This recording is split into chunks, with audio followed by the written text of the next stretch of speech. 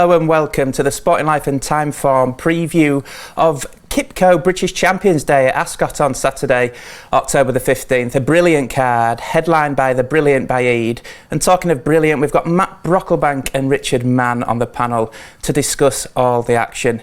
Chaps, we're going to get straight into the big one, the Qipco British Champion Stakes, starring Baaeed. And Matt, it's all set up to be a fantastic race. It is a fantastic race, and I think it's possibly more of a real race on than some people have been giving it credit for. Look, there's £7 officially between these two horses, as you can see there. Similar story on the time form rating. So it's not an absolute given, is it? This isn't a procession for Baaeed. We know he's a winning machine. We know he's probably just been doing enough, but that really electric, probably coming of age performance, real legendary performance at York, really makes him by far and away the horse to beat. But I think Adayar is probably the best horse he's ever faced, and he's one of these horses that I just think we've seen it before with Charlie Appleby. He went missing a little bit after the limp run in the Arc de Triomphe last year. It reminds me a little bit of Gaiath, because a similar sort of story happened with him. He came back the following season, was better than ever, and I'd love to see him really step forward from that Doncaster run, because the positives I took for that were that he was really right back on it. He was so strong at the finish. Hold your thoughts, Matt, because I want Rich to talk about this performance from Baaeed at York. It was sensational, Rich, but talk us through this with your approach to having a bet in the Qipco Champion Stakes in mind. Well, you said at the top of the show, brilliant Baaeed, and he was, and this was the coronation of a champion, really. This was his sort of red letter performance, the one to get the ratings boys excited, and he pulls away from Mishriff in terrific style. Jim Crowley really asked him to stretch this day. Clearly wanted to lay down a marker for his stallion career, and he did just that. It was a magnificent performance. I think looking at Saturday, I think he'll win again, but I just wonder if that might have taken a little bit out of him. That was his biggest performance definitely in his career, and I wonder if he'd win here, but maybe more workmanlike. And the reason I say that is, you remember Frankel's last race in this very race, he'd been blitzing everyone, hadn't he? Won 7 lengths at York, and then came here and had to work hard to beat Suez de Zegler, who was a very good horse himself. But in Adayar and Baaeed, he's got a couple of good ones to beat. I think he'll win, but he might have to work for it. Yeah, I think you're onto something here, because I've been thinking, what can I do for a bet in the Champion Stakes? I think Baaeed will win, but I don't want to back him at 1 to 4. I think the distance bets are something that punters could probably have a look at with everything you've said there in mind. It's not a 2-horse race. Well, it might be, but we've got Bay Bridge in there as well, Matt. And at the start of the season, he looked like a Group 1 winner in waiting. It hasn't quite worked out for him, but how do you think he could do in this race on Saturday, considering the preparation he's had? It's probably not an ideal preparation, but he is a really nice horse. He's lightly raced, he's trained by master trainer. He's definitely going to love getting back on softer ground, certainly in the autumn time. But despite all those positives, he's got over a stone to find with Baaeed. So he and the rest of the field, he's going to need a couple of horses to really perform well below their best here to get involved. Now, look, you could sort of make a value, try and make some sort of value case around, but if Baaeed's not quite his best, I think Adayar is definitely the one that's going to capitalise. And Adayar, he is 5 to 1. You know, there's still a little bit of juice in that price. I wouldn't be surprised at all to see that just squeeze in a little bit. I had him maybe down more as a 5 to 2, 3 to 1 shot against Baaeed. So I think Adayar at 5s isn't the worst bet in the world. Do you think you'll back him then? I think I could be tempted, yeah. He's probably not going to feature in the column. I'll probably look elsewhere in terms of bigger prices in some of these more competitive races, but at 5 to 1, I might struggle to let it pass. Rich, just quickly sum up the rest of the oppositions. I guess My Prospero, after his run in the St James's Palace Stakes, would be one who you'd consider in a normal renewal of the Champion Stakes, but with his stablemate taking all the limelight, he's probably not going to feature. No, he's really interesting, and potentially for next year as well. I hope he stays in training. He represents the 3-year-olds here. Like you say, he should have won the St James's Palace. Workmanlike in France, but I think he proved he gets a 1.25 miles well. I'm excited to see what he does here. If he finishes a good 3rd, maybe even 2nd to Baaeed, I think we've got something to really look forward to next season. And have you got a selection in the Champion Stakes? It can be a distance bet if you want. I'd be with you, maybe look for under 2.5, 3 lengths. I think that'd be the way to go. And you siding with Adayar? I'm sad with Adayar, yeah. I think that it was that brilliant soundbite, wasn't it, from Charlie Appleby? I think he was speaking to the Racing Post when he referred to the horse feeling like King Kong again. After he looked a bit of a monster last summer, obviously smashing up Mishriff in the King George. I think William Buick has to use that physicality. He has to go on the turn for home and say, come and get me, Baaeed, come and get past me, and use that real power and strength that he's got. I think we've got a race on. Is this an Ergonomine versus Shishkin here, then? Are we going to have something similar? Well, he could, monsters. He'll probably come and breeze up and pass him, yeah, come and pick him up. But it is a brilliant race, one that I'm really, really looking forward to. Yeah, there's certainly one monster in the race in Baaeed. I think everyone's looking forward to seeing his swan song at Ascot on Saturday. The other feature race on the card is the Queen Elizabeth II Stakes over the straight mile at Ascot. We've got the time form weight adjusted ratings there, and you can see the market leader is Inspiral, who bounced back to form in France last time, Rich. She did, yeah, and she did it well. I am not that convinced by the strength of that form, though. She deserves to be favourite here, but she's very short. We've got to beat heavily at odds on in the Farmland Stakes as well. Look, I think she's a very smart filly. She definitely deserves to be favourite, but I think there's a plethora of interesting runners in opposition here. I'd be taking her on. Well, that form, though, in France last time, the third came out, didn't it, Erevan, and won at Longchamp. So I thought it was stacking up pretty nicely. Order of Australia ran okay in America, but it has put you off, has it, that run? Well, I mean, there's others in here with really strong form. I mean, Modern Games for a start. I know Matt wants to talk about him, but he's got form tied in with Baaeed. I thought Gadumi was a terrific performance in Ireland last time. So, yeah, I think there's reasons to take her on. Matt, let's have a line on Modern Games, because he's probably the one in there with the form to match Inspiral going into the race. Yeah, important to stress, it sounds like the team are going to walk the course in the morning, obviously check in terms of the ground. Look, this horse is favourite for the Breeders' Cup Mile, a meeting that Charlie Appleby puts a huge amount of onus on at the end of the season. This has probably been, Keeneland has been his target really all season. He said he'll probably run here as well if the ground is sensible, and you can't fault the horse really. He got quite close to Baaeed, if you remember, in the Sussex Stakes, under 2 lengths behind him. So it's as strong a piece of form as you're going to get coming into a QE2, I'd have thought, and you really can't knock him. He seems quite versatile, but the one thing you'd say maybe, as well as the ground, just in terms of the stiff mile here at Ascot, I just think that might stretch him if you combine that with slightly easier ground than he's used to. So winging round Keeneland on decent ground, yes, I'd be against Modern Games here myself. The ground issue, though, it's not that he doesn't handle it, it's just that they want to have him fresh for the Breeders' Cup. For anyone wanting a bet, it's not that he doesn't act on soft. No, they just wouldn't want to leave the Breeders' Cup race here in Ascot, would they? I think that's the only caveat. Yeah, the Revenant's going for a fourth run in the QE2, obviously a past winner of the race, obviously respected from France, but we're going to concentrate on the home team because we've got a video replay of Bayside Boy. And I know you wanted to talk about him, Matt. Roger Varian, son of New Bay, who we can see here winning at Sandown last time out. Yeah, I think the blinkers probably perked him up a bit here. He's lightly raced, isn't he, this season? But even with the blinkers, he kind of carries his head a little bit high in winning this. It was only a listed race, as you say. The headgear worked here. It's a big question whether the headgear is going to work again in a deeper field. He's, as I say, a low mileage colt. If you think back to last year's Vertem Futurity, so 12 months ago, often these horses sort of come good at a similar sort of time of year. He did run really well. He was placed behind Luxembourg at Doncaster in the Group 1 there as a 2-year-old. So there's still just a little bit of potential. It's just whether those blinkers will work again for him. Yeah, I think on his 2-year-old form, he'd be a player, wouldn't he? But he's sort of he's looked regressive as a 3-year-old, and although he got back on track from a winning point of view, it hardly screamed QE2 winner, did it? He'll have to kick on again, won't he, from that? Yeah, so probably a horse better placed to challenge Rich is Jadumi, because he's been in fine form for the Crisfords. Yeah, I really like him. Improved with every start this year, 3 from 3, and his best performance was at Leopardstown. Stiff mile, soft ground, and he smashed them up really, beat a solid yardstick for Maiden O'Brien's. He's done nothing wrong, and he's the one in here who is definitely on the up. I think he's progressing rapidly, and look, he's 6.5 to 1 at the moment. I think he's got to be the value call up against a favourite who's very short.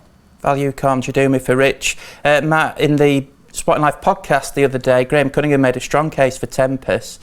Do you think he could have a shout, because he's got some very good Ascot form to his name, and it doesn't look the strongest renewal of a QE2, does it? I think he's got a real shout, Scoop, I'll be honest. 6-year-old now, but really a late bloomer. He's bred to be very good, closely related to Time Test. He's fulfilling that potential. I think he's priced up. At the start of the week, he was 25-1 for this, and that's long gone now. So we'll have to see how the market has settled down. I think if he's 14s north of that sort of price, he's probably still a bet here under Holly Doyle. The last run in the Joel Stakes, often a good pointer towards the QE2 here at Ascot. It totally fluffed the start. I think you can almost ignore it. He ran quite well. He was beaten less than 2 lengths in the end, but he does his best work when he bounces out in front and gets rolling. Holly Doyle, that'll be the key for her. Try and maybe set a gallop to suit her instead of suiting in Spiral, and I think that could really help Tempest. Yeah, like I say, 14-16-1, it could be a bet.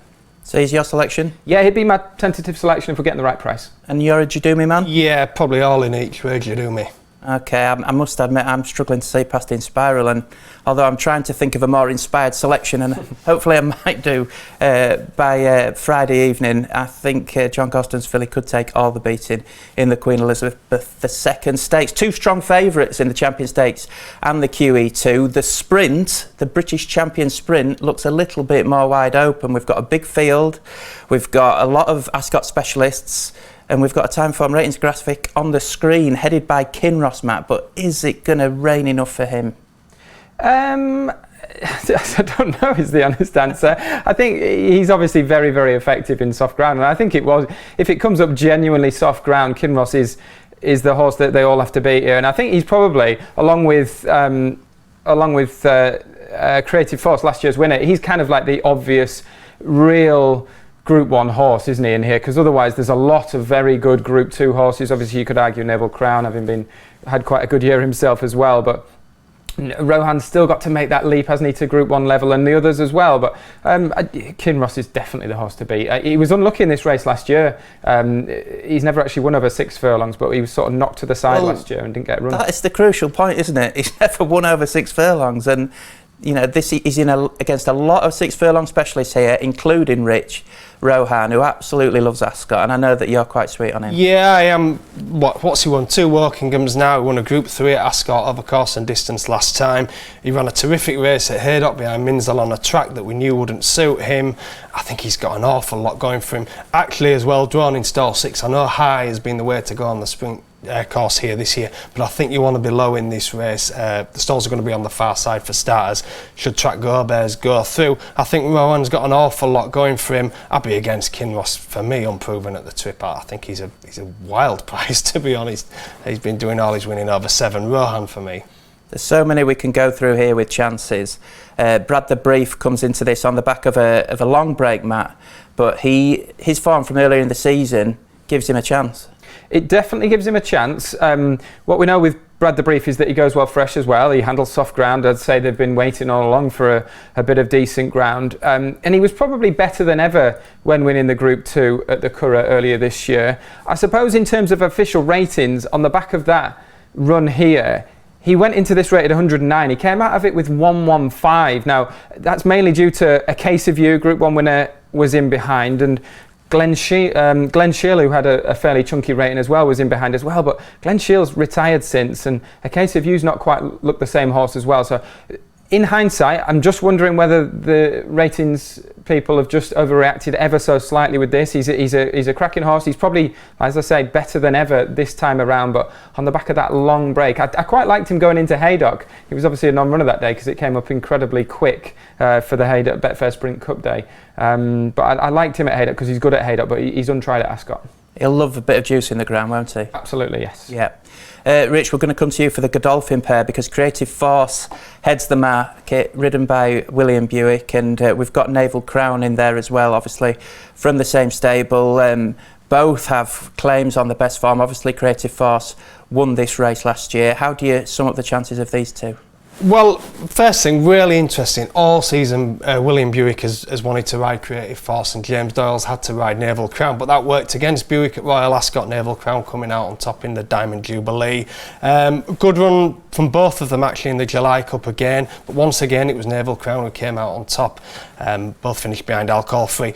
Creative Force been given a good break since then though, and I think that makes him really interesting for me. I think Charlie Appleby have him really fresh for this. We know he likes the track, we know he handles a bit of cut, but he's awfully short at 3-1 in a race as competitive as this, and I'm not sure about stall 13 for him either. I think you might want to be drawn low. As for Naval Crown, he's been kept on the go since the July Cup. Good run in France, and then he really bombed out at Haydock, and I just wonder if he's got a few more questions to answer. He's been really busy this year.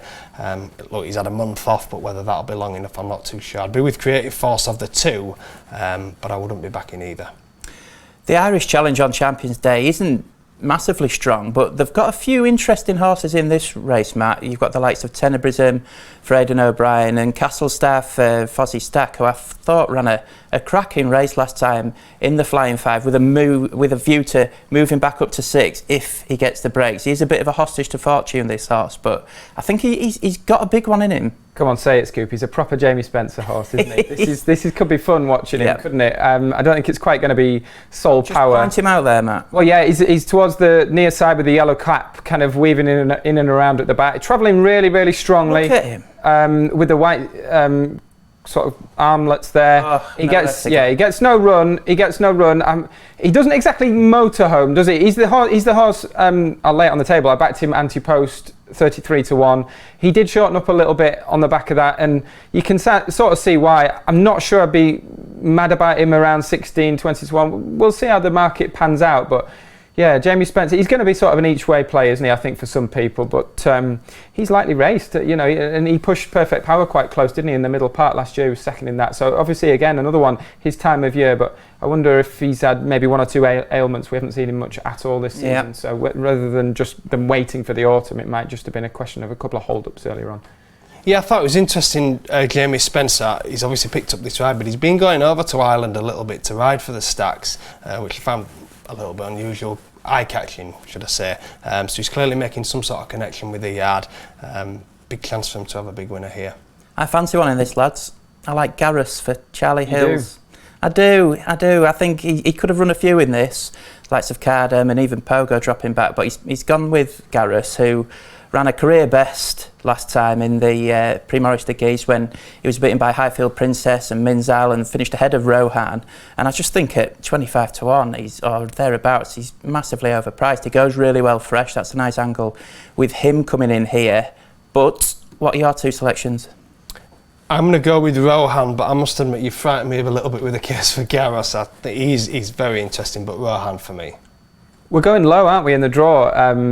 I'm going to throw in another one. King's Lynn, I thought, from stall 2, was being underestimated. He's definitely overpriced in this race. He loves Ascot, doesn't he? Yeah, he loves Ascot. And the thing is, so much he loved Ascot, they had to run him twice during the Royal Meeting in the summer. Obviously, they were desperate to get a big win on the board, obviously then in the colours of the Queen. Understandable, but he's had the break. He came back in the Rouse Stakes. He ran quite an eye-catching race. That was 5 furlongs, and he had the Group 2 penalty because he'd won the Temple at the Haydock at the start of the season. So he ran really well under the extra weight. It was quite an eye-catching run. If he builds on that, interestingly, again, he's best in the autumn, and he's often best second time out after a layoff. So if he does find that £7 to £8 improvement on that, I think he's got an each-way squeak as well. He could end up being my sort of headline selection, I think, King's Lynn. He's the one that's overpriced most. King's Lynn for Matt, Rohan for Rich and Garrus for me in the Champion Sprint. It all kicks off with the Qipco British Champions Long Distance Cup at 1:25.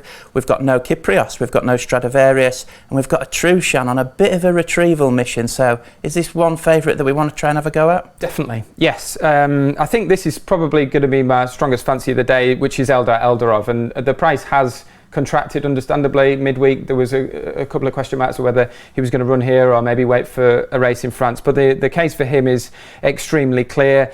He's unbeaten barring that low-key run in France on ground, definitely quicker than advertised, I'd say. It was a good race as well. Grand Prix de Paris, it was won by Ernesto, went and franked it with a fantastic run in the Irish Champion Stakes as well. It was a messy enough St Leger he won, but I'd say you'd have to struggle to argue that he wasn't the best horse on the day. A very worthy winner that day, and this is going to be the stepping stone towards him being a real kind of cup horse for next year. I think he's very, very solid, this horse. He'll stay, he'll find fear, he'll travel. I think he'll really appreciate a move up to 2 miles, and he settles extremely well. I think he's going to be a really easy ride this for David Egan. I like him a lot. Rich, I saw you nodding away there, unless it was a twitch. Yeah, I agree with all of that. I think he'll go off favourite and I think he'll win. Oh, so you're with the variant horse as well? Yeah, I think he'll be heavily backed in the morning. I think he'll win. 2 strong votes for Eldaroff in the long distance cup. Right, we're going to finish with the filly and mares, unless you've got one in the Balmoral. No?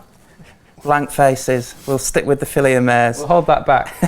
And John and Sadie Gosden obviously have a huge hand in this, with Emily Upjohn on a retrieval mission after her run in the King George earlier in the season, and they've got Mimikyu as well, who I like. I thought she bounced back to form in style last time in the first time hood. Hopefully the hood works again. I think it will. It certainly worked with a full sister, didn't it, Journey, who always wore a hood and won this race in that headgear. So I do like Mimikyu for the Gosdens. But Matt, I think you quite fancy Eternal Pearl? I don't fancy her too strongly, to be honest, Scoop. I know that. Right, scrap that then. I know that she's one of those horses that people are going to be drawn to, obviously, because she's got these ones next to her name, and she's definitely progressive. She was just I very, backed very the late. Cheveley Park horse this Yeah, day. I couldn't believe it. I mean, Short how runner. often do you see them go like this on the Rolling Mile and get overtaken in the last 50, 100 yards? You just don't see it, do you? So I think you can sort of upgrade the Godolphin horse for this. We saw it with Caribus, didn't we, last year? Well. But, yeah, you can't fault her for this at all. She's got a really good attitude. She just keeps finding this day for William Buick, and she is on an absolute roll. And once horses, fillies like this, start winning races, they can be hard to stop. My thoughts with her is just whether she's going to be quick enough when the taps are turned, and some of these horses really get rolling. Horses with strong 10 furlong form as well, I think that's the important thing. Round Ascot, a horse like her that can take a bit of stoking up, as we saw there at Newmarket. So rather than fancying her, I'd say I'd be relatively cool on her, Scoop. Relatively cool, but do you fancy one? I don't have much of a strong view on this. I will defer to my honourable colleague here, because he's got one around 40 or 50 to 1 that I'm very much warming to, that I think has been underestimated. I heard whispers of this beforehand, Rich, and you've got me giddy, because it's not often you like one at a big price, but it sounds like you found one here. But it's very often I like one to win by Claire Lyons, so I'll meet you in the middle. Look, Thunder Kiss, late maturing type. Claire Lyons turned it expertly, and she's had another good season, but the key to her has always been 1.5 miles. She's 1.5 miles filly. She ran a blinder last time at Leopardstown, just edged out by Duke of Caesar, beating a short head. And to be honest, I think Colin Keane was probably in front earlier than he would have liked that day. Good run in a Group 1 over 1.25 miles before, behind Le Petit Coco. I thought that was a cracking run. A blob before that, but generally her form's rock solid. Last year she was doing all her winning over 1.5 miles. Been given a month off, really good angle with Claire Lyons. Horses returning from over a month break, he tends to do really well with, obviously, an excellent trainer of 2-year-olds, first time out anyway. And I just like her here at a massive price. I think she's got a bit of class. She hasn't actually got that much to find on the figures anyway. Some 50 to 1s knocking about her now. You probably get 5 places as well in the morning. I think that is probably the best angle with her, because I think Gary Carroll, who's coming over for the ride, no Colin Keane. He stays at home, doesn't he, because he's obviously fighting the title battle. Which is a blow. I mean, you'd obviously want Colin riding, but Gary Carroll, number 2 for Claire Lyons, and I think he'll ride her cold, on the inside. She's got a low draw, and I think they'll just be desperate to try and get some place money. Group 1 black type. And I think that makes her a really interesting each-way proposition. I can see what's going to happen here. Let the big guns... She's going to be absolutely tanking coming round the home turn, find all sorts of trouble in running and finish 6th. Well, hopefully she'll just get up for 4th. I think she's a massive prize, and I think the key with her is don't judge her on her 1.25 mile form. I mean, went through a 1.5 mile form earlier, didn't we, Matt? And it is absolutely bomb-proof, and I don't think this is a particularly vintage renewal either, so I definitely think she's good enough to place, and look, you'd have a bet on for the win as well, wouldn't you? I like it. What a way to finish on a 50 to 1 shot. Thunder Kiss for Rich in the filly and mare stakes. Just finally, your best bet for Champions Day? Rohan in the sprint.